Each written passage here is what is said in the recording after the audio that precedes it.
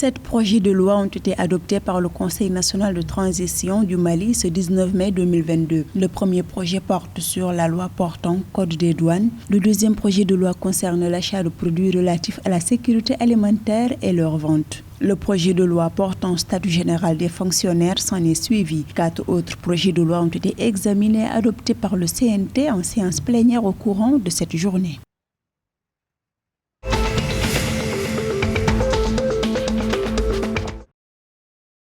Le ministère ivoirien des Ressources animales et halieutiques indique que les besoins de consommation des populations en ressources animales et halieutiques représenteront plus de 65% en 2026. Selon le dit ministère, l'autosuffisance en protéines animales et halieutiques de qualité va contribuer à réduire substantiellement les importations en produits animaux et halieutiques et la sortie de devises de plus de 400 milliards de francs CFA, mais également la création de plus de 700 000 emplois directs et 1 500 000 emplois indirects.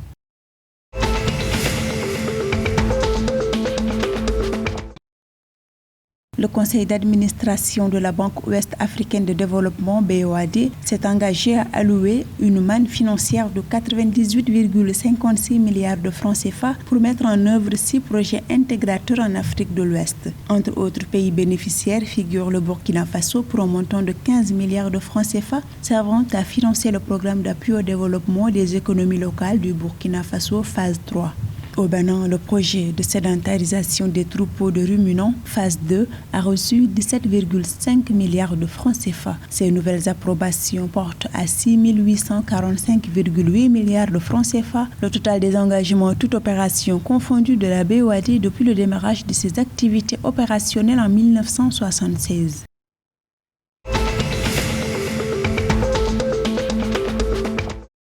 Au Togo, les prix du café et du cacao ont baissé selon un communiqué du comité de coordination pour les filières café et cacao. À cet effet, le prix indicatif aux producteurs de cacao qualité supérieure est passé de 960 francs CFA le kilo à 905 francs CFA le kilo sur la période du 16 au 31 mai, ce qui traduit une diminution du prix de 6%. Quant au café Saint Robusta, le kilo est maintenant vendu à 845 francs CFA contre 860 francs CFA, soit une baisse d'1,7%.